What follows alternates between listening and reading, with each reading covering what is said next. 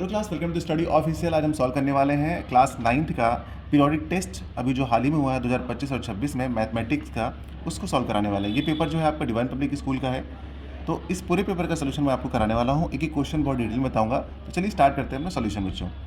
देखिए पहला क्वेश्चन हमारे पास क्या दे रखा है यहाँ पर पहले सेक्शन का। तो यहाँ पर पहला क्वेश्चन है कि पाई इज डैश नंबर। यहाँ पे ऑप्शन वाला था ये, बट मैंने ऑप्शन नहीं लिखा हुआ है। तो पाई एक कैसा नंबर होता है, आप सभी को पता है कि पाई हमारा एक इरेशनल नंबर होता है, ये सभी बच्चों को पता होगा। तो यहाँ पर हम सोल्यूशन फिट कर लेंगे, पुट कर लेंगे इरेशनल नंबर ना, इरेशनल, बस यही आपका आंसर होगा। इरेशनल नंबर कौन से नंबर्स होते हैं? जो नंबर आपके क्या होते हैं, non terminating and non repeating, यानी कि वो आपका कभी भी कटे भी ना, यानी कि डिवाइड करते हैं ना आप तो कट जाता है, वो कटे भी ना और रिपीट भी ना हो, डेसिमल में आता रहे बट वो कभी रिपीट ना हो, तो ऐसे नंबर को हम लोग बोलते हैं इरेशनल, है ना। चलिए अब क्वेश्चन नंबर सेकंड देखते हैं। सेकंड क्वेश्चन में क्या बोला गया, x 51 पावर है और प्लस x 51, यहाँ में एक पावर 51 है, एक प्लस में है, is divided by x plus 1, then remainder is, आपको रिमाइंडर निकालना है। तो जब भी रिमाइंडर निकालना हुआ करेगा ना, तो आपके पास ये देखिए ये वाला दे रखा है आपके पास, क्या ये एक पॉलीमर दे रखा है, तो आप इसे लेट कर लेंगे, लेट कर लीजिए आप इसे fx is equals to x 51 plus 51 यूँ, और सेकंड वाला जो है इसे हम लोग gx से लेट कर लेते हैं, तो ये हो जाएगा x प्लस 1। यहाँ पर gx को हम 0 कर लेते हैं, तो ये हो जाएगा आपका x प्लस 1। अब 1 को इधर भेजेंगे, यानी कि x के इक्वल में लाएंगे, तो x इक्वल टू -1, ये आपकी वैल्यू यहाँ से जो गिवन था आपके पास। अब ये -1 आपको यहाँ पे पुट करना होगा, तो अब जब आप यहाँ पे -1 पुट करेंगे तो क्या करेंगे, देखिए f -1 इज इक्वल्स टू, यहाँ पर भी पुट करेंगे -1, तो ये x के प्लेस में -1 और ऊपर पावर 51, और ये आपका 51 ऐसे ही रहेगा। अब आपको बता दें एक बात, यहाँ पे देखिए पावर कैसी ऊपर, पावर आपकी ऑड नंबर में है, और जब भी यहाँ पे ऑड नंबर में होगा ना, तो जो अंदर का माइनस साइन रहेगा ना वो सेम आ जाएगा। अच्छा 1 का आप कितनी टाइम्स भी मल्टीप्लाई कर लीजिए 1 ही रहता है, आपको पता होगा ना कि 1 करिए इंटू 1 करिए इंटू 1 करिए इंटू 1 करिए, हमेशा 1 ही आता है। तो इसको चाहे आप 100 बार मल्टीप्लाई करिए, चाहे 200 बार, चाहे 1000 बार, आपका 1 मल्टीप्लाई में 1 ही रहेगा, ठीक है। लेकिन हाँ जो साइन रहेगा उसका फ़र्क पड़ता है। अगर ऊपर यहाँ पर ऑड नंबर है तो जो साइन रहेगा वही आएगा, तो यहाँ पे ऑड है तो यहाँ पर निगेटिव साइन ही आएगा, और ये प्लस का आपका 51 है। अब आप इसे सॉल्व कर लेंगे तो ये आपका क्या आ जाएगा, 50 आ जाएगा, यानी आपका जो रिमाइंडर बच रहा है, ये रिमाइंडर जो है ये आपका कितना आ गया, ये आपका 50 आ गया। तो यही इसका आंसर है, ठीक। ऑप्शन में ये भी था क्वेश्चन, आप देख लीजिए ऑप्शन वाला। अब देखते हैं अपना question number third. Question number third में क्या लिखा हुआ, देखिए द वैल्यू ऑफ 2 की पावर 0 प्लस 7 की पावर 0 अपॉन 5 की पावर 0। इसको सॉल्व करेंगे तो आपको बता दें बच्चों कि अगर कोई वेरिएबल है या कोई नंबर है, कुछ भी है आपके पास, अगर उसकी पावर 0 हो जाए तो हमेशा उसकी वैल्यू 1 आ जाएगी, ये ध्यान रखिएगा, ठीक है, यही होता है। तो अब यहाँ पर हमारे पास 2 है ना, तो 2 की पावर 0 मतलब 1, आगे प्लस लगाइए, प्लस लगाया, 7 की पावर 0 मतलब 1, ठीक है, अपॉन में 5 की पावर 0 मतलब 1, ओके। अब इसको सॉल्व कर लेंगे तो क्या हो जाएगा, 1 प्लस 1 2 आ जाएगा इक्वल में, और अपॉन में 1 आ जाएगा। 1 तो हम लिखते नहीं है, तो हमारा फाइनल आंसर 2 आएगा। ये भी आपका ऑप्शन वाला क्वेश्चन था, यानी ये ऑब्जेक्टिव क्वेश्चन है। देखिए कितनी आसानी से ये सॉल्व हो जा रहे हैं ये, और ये उम्मीद करते हैं सब बच्चों का सही भी हुआ होगा, है कि नहीं। चलिए अगला क्वेश्चन करते हैं, question number 4। If a plus B plus C equal to 0 then a cube plus B cube plus C cube is equal to. अब ये वाला जो फॉर्मूला है ना, मैं आपको बता दूं 9th क्लास में हर एक बच्चे को लर्न होना चाहिए, क्योंकि ये वाला फॉर्मूला बेटा आपके एग्जाम में बहुत यूज़ होता है। शॉर्ट भी आता है, और इससे आपका शॉर्ट से थोड़ा बड़ा 2 नंबर का क्वेश्चन भी आता है, और लॉन्ग वाला क्वेश्चन भी आता है, यानी कि यहाँ से तीनों क्वेश्चन मिलने के चांसेस रहते हैं।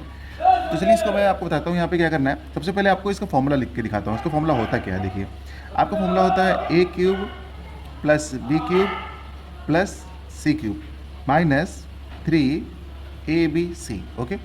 आगे बढ़िए, इक्वल लगाइए, लिखिए a plus B plus c, bracket बंद कर दीजिए, दूसरे ब्रैकेट में a square plus b square plus c square minus ab minus b c minus c ए।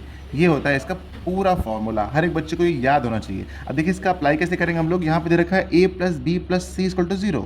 अगर आपके पास ये वाला टर्म जो है, ये वाला टर्म, ये टर्म अगर आपको 0 हो जाए, मतलब 0 हो जाए, अगर ये 0 हो जाए, ठीक है, तो ये जो बगल वाला टर्म पूरा का पूरा है, इसको भी तो आप मल्टीप्लाई करेंगे 0 से, तो वो भी 0 हो जाएगा ना। तो फाइनली आपके पास क्या बचता है, आपके पास बचता है a cube plus B cube plus C cube minus 3abc, और इक्वल्स में 0 बचेगा।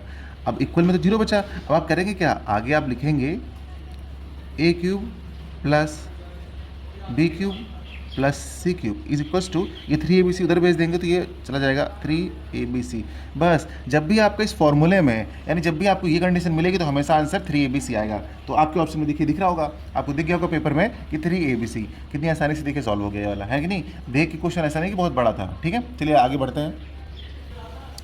क्वेश्चन नंबर 5 देखते हैं। क्वेश्चन नंबर 5 में क्या बताया गया है, which of the following is the value of this, यानी इसकी वैल्यू क्या होगी। अब जब भी कभी आपके पास देखिए ऐसा केस मिले कि दो नंबर हों और सेम ब्रैकेट में, दो अलग अलग ब्रैकेट हो, दोनों ब्रैकेट में सेम नंबर हो, बस डिफरेंस किस चीज़ का हो, एक में प्लस लगा हो एक में माइनस लगा हो। ठीक है, अगर प्लस पहले बाद में माइनस है तो कोई फर्क नहीं पड़ने वाला है। ठीक है, अब देखिए दो ब्रैकेट हैं, दोनों में सिर्फ साइन का चेंज है, बाकी वैल्यू बिल्कुल सेम है। तो यहाँ पर आप पहले वाले को कंसिडर करते हैं एज अ ए और दूसरे वाले को एज अ बी। यहाँ पर भी √11 को आपने ए सपोज किया तो ये भी जाहिर सी बात है ए ही रहेगा, और ये आपका बी हो जाएगा। ध्यान से देखिए ए माइनस बी ए प्लस बी, और आपको पता है ए माइनस बी और ए प्लस बी क्या होता है। ध्यान से देखिए, आपको पता है ए माइनस बी और ए प्लस बी, इसका फॉर्मूला होता है a square minus b square. Similarly आप कहेंगे जब √11 माइनस √6 है और √11 प्लस √6 है तो हम इसे भी तो स्क्वायर करके ले सकते हैं। तो आप यहाँ पर भी अप्लाई कर देंगे वो स्क्वायर वाला फंडा। ठीक है ना, तो आप यहाँ पर लिख लेंगे √11 माइनस √6 ब्रैकेट क्लोज, दूसरे ब्रैकेट में √11 प्लस √6, और आगे आप क्या लिख देंगे इस पहले वाले का, यानी कि √11 का होल स्क्वायर और माइनस √6 का होल स्क्वायर। अब जब आप इसे यहाँ पे सॉल्व करेंगे तो आप यहाँ पे √11 का स्क्वायर करेंगे तो 11 आएगा, और इसका स्क्वायर करेंगे तो सिर्फ 6 आएगा। रूट वाली वैल्यू का स्क्वायर करते हैं तो सिर्फ वो वैल्यू आती है, रूट कट जाता है। आपको पता है ना, 11 में से 6 जाएगा तो कितना आंसर आएगा, 5 आ जाएगा। तो 5 इसका आंसर हो गया है। समझ में आ गया होगा, उम्मीद करते हैं सभी लोगों को। चलिए करते हैं अगला क्वेश्चन। क्वेश्चन नंबर 6 में देखिए क्या बताया गया है, the value of 249 square minus 248 square. ये क्वेश्चन भी बिल्कुल वैसा ही जैसा अभी हमने किया है। यहाँ पर देखिए अगर आप इसका स्क्वायर करने वाले हैं और इसका स्क्वायर करने वाले हैं और फिर सॉल्व करने वाले हैं तो आंसर तो सही आएगा, लेकिन वो एकदम बेवकूफ़ी भरा आंसर होगा, क्योंकि इसका मल्टीप्लाई करेंगे ना 3 डिजिट वाला दोनों का, तो करते रह जाएंगे, आपको 4-5 मिनट खराब हो जाएंगे। अब यहाँ पर करना क्या है, देखिए दोनों में फिर से वही लगा देना है। तो आपको लिख लेना है खाली 249 स्क्वायर लिखा हुआ है माइनस लिखा हुआ है 248 स्क्वायर। इसमें हम अलजेब्रिक आइडेंटिटी यूज़ करेंगे ऊपर वाली। ठीक है, तो इसे हम लिख लेंगे एक बार ए प्लस, क्योंकि इसमें उल्टा हो रहा है, इसमें खोल के दे रखा था, ओपन करके हमने ये लगाया, इसमें स्क्वायर के फॉर्म में दे रखा है तो हम इसे ए प्लस बी और ए माइनस बी में ब्रेक करने वाले हैं। तो इसे लिखेंगे 249, एक बार प्लस करके लिख लीजिए इस नंबर को, और एक बार दूसरे ब्रैकेट में 249 और माइनस 248 लिख लीजिए। ठीक है, अब क्या करेंगे हम लोग, अब इन दोनों को ऐड करिए, 9 और 8 कितना होता है 17, 4 4 8 और 9 2 2 4 97 हो गया। अब मल्टीप्लाई लगाइए, अब 249 में से 248 माइनस करेंगे तो क्या आएगा, 1 आएगा, 1 आ गया ना। बस मल्टीप्लाई करेंगे तो क्या आएगा 497, बस आंसर यही तो आ गया। कितना आसान है, समझ में आ रहा होगा ना। ऐसे ही आप लोग करना है। जिस बच्चे को भी मतलब मान लीजिए प्रैक्टिस करना होता है या फिर समझना होता है पेपर में क्या कैसे क्वेश्चंस आते हैं, तो कोई भी एक पिछले साल का पेपर पूरा सॉल्व कर ले तो उसको आइडिया लग जाता है कि भाई ऐसे ऐसे वैरायटी टाइप के क्वेश्चंस आते हैं, और प्रीवियस क्वेश्चन लगा करके ही आप अच्छे मार्क्स ला सकते हैं। ये बहुत सिंपल तरीका है। चलिए आगे बढ़ते हैं। अब देखिए यहाँ पर which of the following numbers is irrational, पूछा गया इसमें कौन सा नंबर इरेशनल है। मैंने कहा आपसे जो भी नंबर आपका कैसा होगा, नॉन टर्मिनेटिंग नॉन रिपीटिंग, लेकिन रूट के फॉर्म में अगर दे रखा हो तो मैं आपसे कहूँगा जो नंबर रूट से ना निकल पाए, रूट के अंदर ही रहे, वो आपका होगा इरेशनल। ठीक है, अब इसको सॉल्व करके देखिए पहले वाले को। आपको पता है ना 4 का कितना होता है, 4 का 2 होता है, 4 का स्क्वायर रूट कितना होता है, √4 में है ना, तो बाहर कितना 2 निकलेगा, √9 का कितना निकलेगा 3 निकलेगा, तो रूट से बाहर आ गया, तो ये तो हो नहीं सकता इरेशनल। इसको देखो 1250। अब इसको भी बाद में देखते हैं, पहले इन सबको देख लेते हैं। अगर ये सब आ गए हैं तब तो पक्का ही निकल ही जाएगा, है कि नहीं। अब 8 का देखिए, 8 का क्या निकलेगा, 8 के अंदर इसके फैक्टर्स करेंगे तो हो जाएगा 2 × 2 × 2। ठीक है, ऐसे। अब ये पेयर तो निकल आएगा बाहर 2, पर ये √2 तो अंदर ही रहेगा। हमारा आंसर तो मिल चुका है, यही वाला होने वाला है। देखिए 24 है जो अपना, 24 को आप क्या लिख सकते हैं, देखिए यहाँ से देखिए ऊपर नीचे दोनों सेम है ना, तो आप इसको तो पहले लिख लेंगे ऐसे 24/6। आपको पता है ना दोनों के ऊपर रूट लगा सकते हैं, अगर इसके ऊपर भी रूट है इसके ऊपर भी रूट, तो हम इसको सेम ऐसे लिख सकते हैं एक रूट के अंदर। 6 × 6 और 6 4 × 24, 4 बचा ना, अब 4 रूट के बाहर क्या 2 आ जाएगा, बस। यानी ये भी रूट से निकल आया। अब ये रूट से निकल आया तो इसको भी हम ऐसे लिख सकते हैं, रूट के अंदर क्या लिखेंगे 1250 और अपॉन में कितना 8, दोनों के ऊपर रूट है तो हमने सेम लिख लिया। अब इसे कट करो, 2 4 जा 8, इसको 2 से कट करेंगे तो कितना आ जाएगा 6, 2 2 जा और ये 5, ये भी आपका रूट के अंदर ही है। आपको पता है 625 का कितना होता है 25 होता है, और ये 4 जो बाहर निकलेगा तो 2 निकलेगा, यानी ये भी निकल के आ गया। रूट से ये भी निकल आया, ये भी निकल आया, ये भी निकल आया, बट ये वाला रूट से नहीं निकल पाया, इसका मतलब ये हमारा आंसर है। यही तो इरेशनल नंबर है। ओके, अब हम समझते हैं कि क्वेश्चन नंबर 8 में क्या दिया हो। देखिए, root 3 is a polynomial of degree, यानी आपको इसकी डिग्री बतानी है। तो मैं आपको बता दूं बच्चों कि अगर हमारे पास लिखा हुआ है x की पावर 2 तो इसकी डिग्री हो गई 2। अगर लिखा हुआ है 5x³ तो इस टर्म की डिग्री कितनी हो गई, 3 हो गई, है ना। अगर लिखा हुआ 6x सिर्फ लिखा हुआ तो इसकी डिग्री पता है कितनी है, इसकी डिग्री 1 है। जिसके ऊपर कुछ नहीं दिख रहा है वो 1 है। लेकिन अगर हमारे पास कोई नंबर लिखा हुआ सिर्फ 7 लिखा हुआ है, कोई पूछे इसकी डिग्री कितनी है, तो आप कहोगे इसकी डिग्री सर इसकी डिग्री 0। कहोगे कैसे, अगर मैं x लिखूँ और उसकी पावर 0 लगा दूँ तो ये हमारा एक पॉलिनोमियल का फॉर्म होता है। तो यहाँ पर आप देखेंगे इसका कोई मतलब चेंज भी नहीं हुआ, कोई हमारे नंबर में कोई चेंज भी नहीं हुआ है, तो अब लेकिन हमारा एक पॉलिनोमियल का फॉर्म बन गया है। तो यहाँ से जो है x की पावर 0 है, यही इसकी डिग्री है। तो डिग्री कितनी दिख रही है, 0।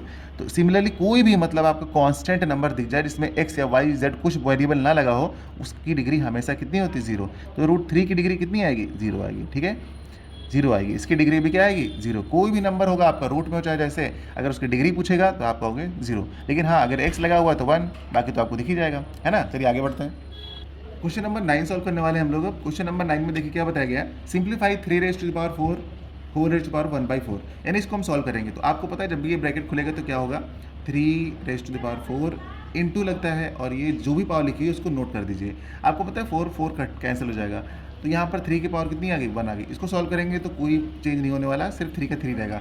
3 इसका आंसर है। कितना सिंपल सोल्यूशन था, 1 मार्क्स मिल गया होगा आप लोगों को, करेक्ट। क्वेश्चन नंबर 10 देखते हैं। क्वेश्चन नंबर 10 में बताया गया which of the following is binomial. अब इसमें बोला गया बाइनोमियल कौन सा है, तो मैं आपको बता दूं बाइनोमियल की पहचान कैसे की जाती है। देखिए पहले तो ये मोनोमियल, बाइनोमियल, ट्राइनोमियल, पॉलिनोमियल, ये कैसे होते हैं, देखिए ये टर्म से पढ़ते हैं। अगर कोई सिंगल लिखा हुआ है x तो ये मोनोमियल है।